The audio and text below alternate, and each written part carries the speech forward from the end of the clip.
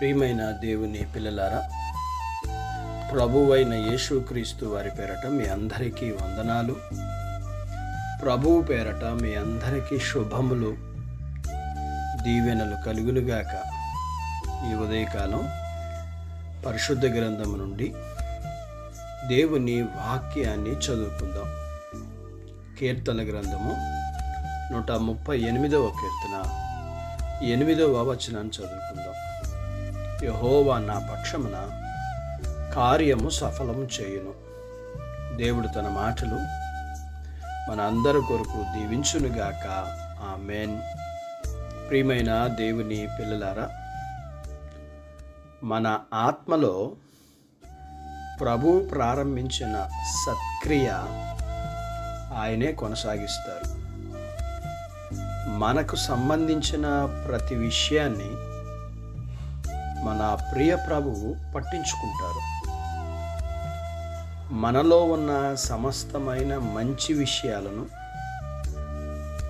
అవి సంపూర్ణమైనవి కాకపోయినా ప్రభువారు వాటిని కాపు కాస్తూ భద్రపరుస్తూ సంపూర్ణతలోనికి తీసుకువస్తారు.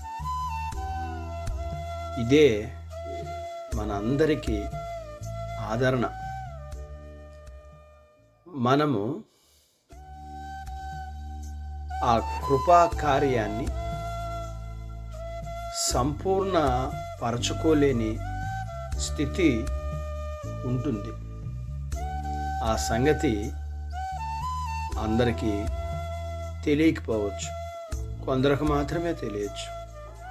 కారణం, మనం ప్రతిరోజు ఓడిపోతూ పడిపోతూనే ఉంటాం. కేవలం ఆయన కృపలోనే మనము ఆయన కృపను బట్టి మాత్రమే నిలిచి ఉంటాం. అంటే అది కేవలం మన ప్రియ ప్రభువు చేస్తున్న సహాయాన్ని బట్టి మాత్రమే సాధ్యమవుతుంది. ఒకవేళ ప్రభువు మనల్ని విడిచిపెట్టేస్తే మన గత అనుభవాలన్నీ శూన్యమైపోతాయి. మార్గ మధ్యములోనే మనం నశించిపోతాం. అయితే మన ధైర్యం ఏమిటి అంటే, మనం ధైర్యంగా ఉండాల్సిన విషయం ఏమిటి అని అంటే, ఆయన మనలను ఏమాత్రం విడువక ఆయన మనను దీవిస్తూనే ఉంటారు. ఆయన మన విశ్వాసాన్ని, మన ప్రేమను, మన ప్రవర్తనను, మన జీవిత విధానాన్ని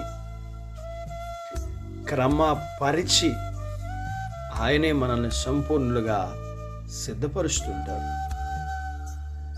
ఆయన మనలో తన క్రియను ప్రారంభించి ఆయన దాన్ని సఫలం చేస్తారు. ఇక్కడ మనం గుర్తుపెట్టుకోవలసిన విషయం, ఇది మన సామర్థ్యం కాదు. మన విశ్వాస పరిమాణం చొప్పున మనకు అప్పగించిన పని భారాన్ని అప్పగించిన ఆ ప్రభువే మన హృదయ వాంఛలన్నిటినీ నెరవేరుస్తారు. ఆయన మనలో మొదలుపెట్టిన ఏ కార్యాన్ని అసంపూర్ణంగా వదిలివేయరు. అలా చేస్తే ఆయనకి మహిమ కలగదు. ఇది ఆయన విధానం కూడా కాదు. మనలో స్వభావ సిద్ధంగా ఉన్న పాపం, ఈ లోకం, దుష్టుడైన సాతాను కలిసి ప్రభువును అడ్డుకుంటున్నా, మన విషయములో ఆయన కలిగి ఉన్న కృపా ప్రణాళిక ఎలా సఫలం చేయాలో ఆయనకి బాగా తెలుసు.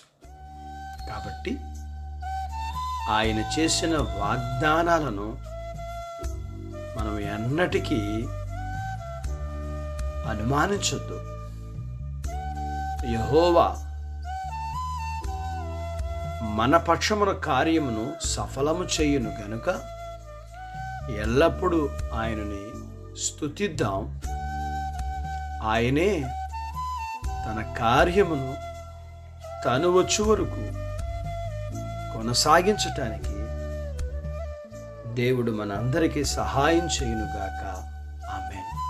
ప్రార్థించుకుందాం. నాతో పాటు ఏకీభవించండి. మమ్మలను మిక్కిలిగా ప్రేమించిన మా ప్రియ పరలోకపు తండ్రి, మీ పరిశుద్ధ నామాన్ని బట్టి మీకు వందనాలు. ఈ ఉదయకాలం మీ పాదాల దగ్గర మీ లేఖనాన్ని మేము నేర్చుకోవడానికి సహాయం చేశారు. నేర్చుకున్న లేఖనపు సత్య ప్రకారం ఈ లోకములో మేము మాకు కలిగినవేవి మేము చేసేదానిని సఫలం చేయగలిగిన శక్తి సామర్థ్యాలు ఎవరికీ వేటికి లేవు. కేవలం మా పక్షాన మీరు ఉన్నారు. మీరే మా కార్యమును, మేము చేసే ప్రతి సత్క్రియను సఫలం చేసి సంపూర్ణం చేసే మీ కృపను బట్టి, మీ ప్రణాళికను బట్టి మిమ్మల్ని స్తుతిస్తూ ఉన్నాం. ఈ ఉదయకాలం మీ పిల్లల్ని మీరు జ్ఞాపకం చేసుకోనండి. చిన్న బిడ్డలు, యవనస్తులు, వృద్ధులు, స్త్రీలు, పురుషులు వారి చదువుల్లో, ఆరోగ్యాల్లో, ఉద్యోగ ప్రయత్నాలలో విజయాలు ఇవ్వండి. ఉద్యోగాలలో ప్రమోషన్స్ ఇవ్వండి. చేతి పనులు, వ్యాపారాలు, పొలాలు, పశువుల్ని దీవించండి. వివాహాలు కాని వారికి అవ్వటానికి, గర్భము లేని వారికి ఇవ్వండి. గర్భం కలిగిన వారికి సుఖమైన ప్రసూతి ఇవ్వండి. ప్రసూతైన వారికి ఆరోగ్యం. మీ పిల్లల అవసరాలు మీరు ఎరుగుదురు, సమస్యలు ఎరుగుదురు, బలహీనతలు ఎరుగుదురు, రుణాలు ఎరుగుదురు.